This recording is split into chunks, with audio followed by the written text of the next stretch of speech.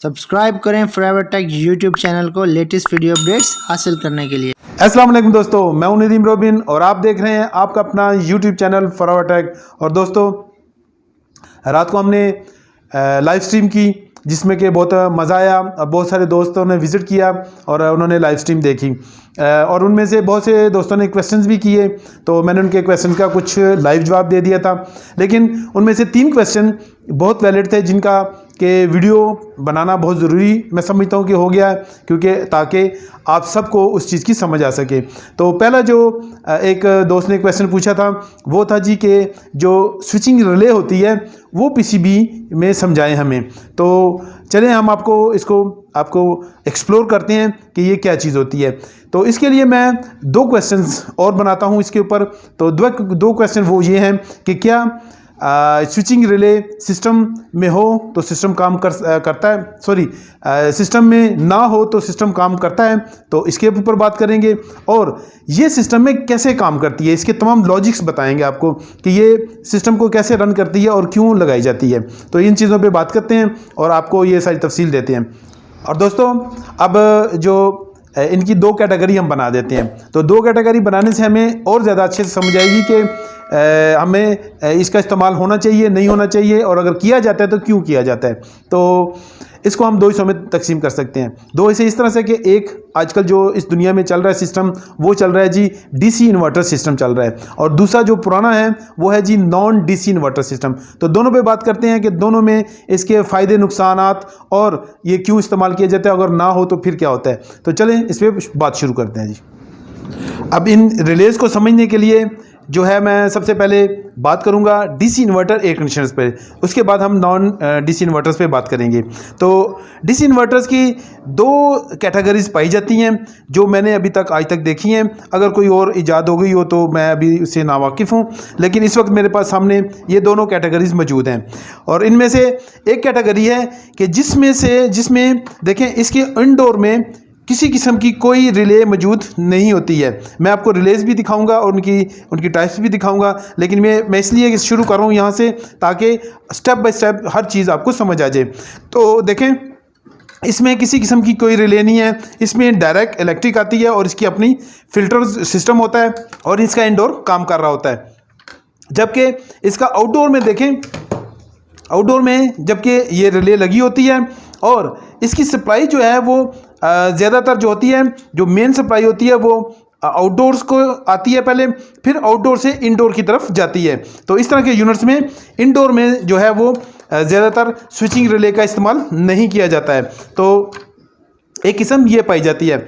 अब दूसरी किस्म जो पाई जाती है वो इस तरह से होता है कि देखें ये यूनिट है मेरे पास और इसका मुकम्मल इंडोर आउटडोर मेरे पास सर्किट पीसीबी मौजूद हैं। तो देखें इसके इंडोर में भी जो है वो स्विचिंग रिले लगी हुई है, जबकि इसके आउटडोर में भी स्विचिंग रिले लगी हुई है, और इसकी सप्लाई जो होती है वो इंडोर से आउटडोर की तरफ आ रही होती है।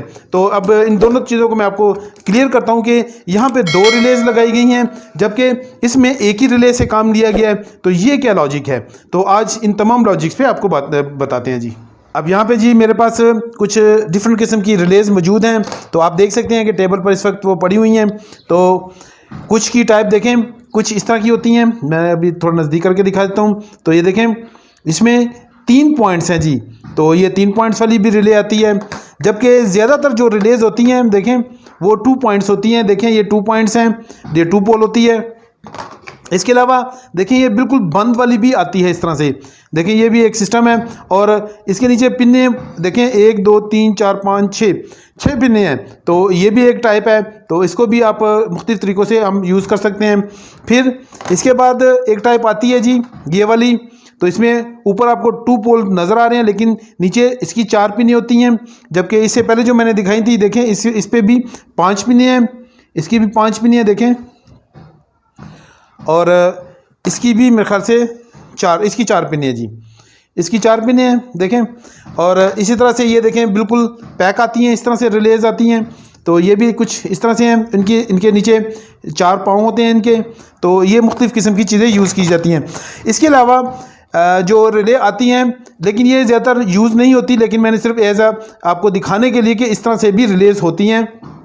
तो इसमें 220 वोल्ट वाली भी होती हैं और जो है वो 12 वोल्ट वाली भी होती हैं और 9 वोल्ट भी मिल जाती है आपको और मुख्तलिफ यानी कि 24 वोल्ट भी मिल जाती है। तो मुख्तलिफ वोल्ट्स में आप इसको ऑपरेट कर सकते हैं, यानी कि जो इसके ऑपरेटिंग जो वोल्ट्स होते हैं। और इसके बाद आप इसको हाई लो कहीं पे भी आप यूज़ कर सकते हैं वोल्टेजेस में। तो इसके अलावा ये भी एक मैग्नेटिक रिले ही है और इसको मैग्नेटिक कॉन्टैक्टर वैसे कहा जाता है, बोला इसको जाता है ऐसे, लेकिन है ये रिले की तरह ही काम करता है। और इसके ऊपर ऑलरेडी हमने इसकी टेस्टिंग वगैरह पे वीडियो बनाई हुई है, अगर आपने वो नहीं देखी तो वो ज़रूर देख लें। इसलिए हम इस पर ज़्यादा बात नहीं करेंगे, बात करेंगे इन रिलेज पे, इस पे भी नहीं करेंगे क्योंकि ये जो है इस वक्त इन सिस्टम्स में यूज़ नहीं होती ज़्यादातर और ये बड़े यूनिट्स में यूज़ होती है। 4 टन 8 टन जो बड़े यूनिट्स हैं उनमें इस तरह की रिलेज का इस्तेमाल काफ़ी ज़्यादा किया जाता है। और ये भी मैं आपको बता देता हूँ कि ये ओपन जो सिस्टम्स के लिए बहुत अच्छी होती हैं, यानी कि आपने अगर ओपन कोई सिस्टम क्रिएट करना है तो उसके लिए बहुत अच्छे से काम करती हैं। लेकिन PCBs में इसका इस्तेमाल बहुत कम किया जाता है। PCBs में जो है वो इन रिलेज का ज़्यादातर इस्तेमाल किया जाता है। तो इसलिए इन रिलेज को हम 2 हिस्सों में बांट देंगे। देखें, ये जो 5 और 6 पिन वाली जो रिलेज हैं इन पे हम अलग से वीडियो बना देंगे क्योंकि इसमें कुछ डिफरेंट होता है और डिफरेंट मकसद के लिए यूज़ होती हैं। लेकिन जो ज़्यादातर inverter, DC inverter, non DC inverters में यूज़ हो रही हैं उनमें 4 पिन जो टाइप रिलेज हैं वो ज़्यादातर यूज़ होती हैं। चाहे वो किसी भी टाइप की हो, किसी भी तरह की उसकी शक्ल हो, उससे कोई फ़र्क नहीं पड़ता, लेकिन वो सेम ही पर्पज़ के लिए यूज़ हो रही होती हैं। अब इन रिलेज को समझने के लिए हमने एक रिले को मुकम्मल तौर पे काट दिया है जी, और काट के हम अब इसको निकाल लेंगे। देखें, इसको काटा हुआ है और ये मुकम्मल इससे बाहर आ जाएगा कवर। तो देखें, ये हमने खोल दिया है। अब इन तमाम की जो शेप है वो डिफरेंट हो सकती है, लेकिन सबका पर्पज़ और मकसद सेम ही है और इसी तरह से काम करते हैं जो मैं आपको दिखाने लगा हूँ। तो देखें, यहाँ पे एक पॉइंट आपको ऐसे नज़र आएगा, थोड़ा सा जूम कर लेते हैं और जूम करके फिर मैं आपको दिखाता हूँ। अब देखें जी, इसका जो प्लास्टिक था आगे वो मैंने मज़ीद इसको काट दिया है ताकि अच्छे से नज़र आ जाइए। और देखें, अभी मैं थोड़ा जूम कर लेता हूँ। तो जूम जब करते हैं तो देखें इसके अंदर आपको गैप नज़र आ रहा होगा। तो ये देखें, ये अलग पॉइंट है और ये अलग पॉइंट है इस तरफ वाला। तो देखें, अगर मैं इसको प्रेस करूँ तो ये देखें, ये प्रेस होता है, इसके साथ जुड़ जाता है आके। लेकिन ये कैसे काम करता है वो भी मैं आपको समझा देता हूँ। तो देखें, ये वाली पिन है, ये देखें, ये जो टर्मिनल है ये बिल्कुल स्ट्रेट इस तरह से गया हुआ है और ये देखें इस पिन के साथ ये जुड़ा हुआ है और ये डायरेक्टली इसके साथ है। तो ये इस तरह इसके साथ काम करता है। इस तरह से जो दूसरा जो टर्मिनल है, देखें, ये जो दूसरा टर्मिनल जो मूवेबल है वो देखें वो इस तरह से कुछ आया हुआ है और ये देखें ये पूरा इसके साथ घूम के देखें इस टर्मिनल के साथ जुड़ा हुआ है और ये टर्मिनल जो है ये देखें ये इस पिन के साथ जो अटैच है। तो इस तरह से ये दोनों पिनें आपस में एज अ स्विच काम करती हैं। कैसे होता है और वो कैसे होता है, क्योंकि स्विच जो है वो आम नॉर्मल जो घरों में यूज़ किया जाता है उसकी तरह ही ये काम कर रहा होता है, लेकिन इसमें थोड़ा सा फ़र्क ये है कि इसके अंदर ये देखें एक कॉइल लगी हुई है और ये कॉइल जो है ये मैग्नेट बनाती है। और मैग्नेट किस तरह बनाती है, जब हम इसके ऊपर देखें इन 2 पॉइंट्स पे जो है हम 2 पॉइंट्स पे 12 वोल्ट 24 वोल्ट या जिस भी उस पर कैपेसिटी या ऑपरेशन पे वोल्टेजेस पे ये कॉइल चलती है तो उसको हम दे देते हैं। तो उसके बाद क्या होता है कि ये देखें इसके अंदर ये मैग्नेट बन जाता है और मैग्नेट बनने से देखें यहाँ पर भी आपको एयर गैप नज़र आ रहा होगा। और मैं इसको प्रेस कर देता हूँ थोड़ा सा। तो देखें, जब मैं इसको प्रेस करता हूँ तो देखें ये पोजीशन जो है इसकी आप देखें गौर से। तो देखें ये देखें ये देखें मूव हो रहा है, मूव होता है और यहाँ पे जब मैग्नेट बनता है तो ये जो लोहा है ये दूसरे लोहे के साथ जाके जुड़ जाता है। तो जुड़ने से देखें जब ये जुड़ जाता है तो ये दोनों पॉइंट जो हैं वो देखें आपस में जुड़ गए हैं और जुड़ने से ये एक सीरीज स्विच बन जाता है। और स्विच बनने से ये क्या होता है कि एक जगह की इलेक्ट्रिक दूसरी तरफ जो है वो मूव करना शुरू कर देती है और यूं ये रिले का फंक्शन जो है वो कंप्लीट हो जाता है। अब इनको टेस्ट करने के लिए आप क्या कर सकते हैं कि आप जो है इसको PCB के अंदर भी चेक कर सकते हैं और PCB से बाहर भी चेक कर सकते हैं। लेकिन PCB में इलेक्ट्रिक दिए बगैर भी चेक कर सकते हैं और इलेक्ट्रिक दे के भी चेक कर सकते हैं, दोनों सूरतों में हो सकता है, पॉसिबल है। लेकिन यहाँ पे देखें कोई भी जो रिले होती है उसमें ये देखें, मैं आपको पोजीशन दिखा देता हूँ। तो इसमें देखें इसकी जो डायग्राम है, जो इंटरनली जो डायग्राम है वो भी इस यहाँ पे दी गई है। तो ये दोनों पॉइंट हैं यहाँ पे दिखाया गया है कि ये कॉइल जो है वो उसके मार्क किया गया है। और जबकि ये देखें ये 2 पॉइंट बताए गए हैं, ये वाला और ये वाला पॉइंट। तो ये बताया गया कि ये आप जो है इस तरह से कनेक्टेड है, जो कि मैंने आपको उसकी शेप दिखाई है पूरी। देखें शेप उन्होंने बनाई हुई है। और ये जो पॉइंट है ये देखें यहाँ पे सिंगल पॉइंट ये मौजूद है। तो अब चाहे जिस तरफ मर्जी इसको कॉमन बना लें या इसको कॉमन बना लें, आपकी मर्जी। तो एक ही पॉइंट होता है, एक ही उसका मकसद होता है। लेकिन देखें इसके अलावा मैंने अक्सर वीडियोज़ में मैंने कहा हुआ है कि ये रिले ख़राब हो जाती है। तो इसके ख़राब होने के 2 होते हैं चांसेस होते हैं। एक तो अगर ये जो कॉइल है ये ख़राब हो जाए तो फिर ये काम नहीं करती है, तो फिर ये चलना छोड़ देती है, क्योंकि ये फिर मैग्नेट नहीं बनेगा तो ये काम ही नहीं करेगी। और दूसरा चांस जो ख़राब होने का अक्सर होता है वो होता है कि ये रिले तो स्विचिंग कर रही होती है, लेकिन इनके दरमियान जो है वो गैप में वो आ जाता है, कार्बन आ जाता है, ब्लैक हो जाती है, बिल्कुल जल जाती हैं। तो जलने से क्या होता है, कार्बन आने से फिर इनके दरमियान इंडक्शन ख़त्म हो जाती है, इनके दरमियान कंटिन्यूटी ख़त्म हो जाती है। और कंटिन्यूटी ख़त्म होने से फिर ये रिले जो है वो काम नहीं करती है। तो इसका तरीक़ेकार तो ये होता है, या तो फिर ये इसको रिपेयर कर ले इस तरह से खोल के, और यहाँ फिर अगर ज़्यादा बेहतर यही होता है कि इसको अगर आप चेंज कर लें तो वो बेस्ट हो जाता है। अब इसकी जो रिले है उसको चेक किया जा सकता है जी मल्टीमीटर के साथ। मल्टीमीटर को ओम्स किलो ओम्स पे सेट कर लें। तो इसकी कॉइल को पहले चेक कर लें। कॉइल चेक कर लेंगे तो आपको यहाँ पे कुछ ओम्स नज़र आने चाहिए, 157 ओम्स। तो ये जो कॉइल है इसकी बिल्कुल ठीक है, इसमें कोई मसला नहीं है। और ये अगर 200 है, 250 तक है, तो डिपेंड करता है कि कौन सी कॉइल सिस्टम आप चेक कर रहे हैं, और इससे कम भी हो सकती है वैल्यू।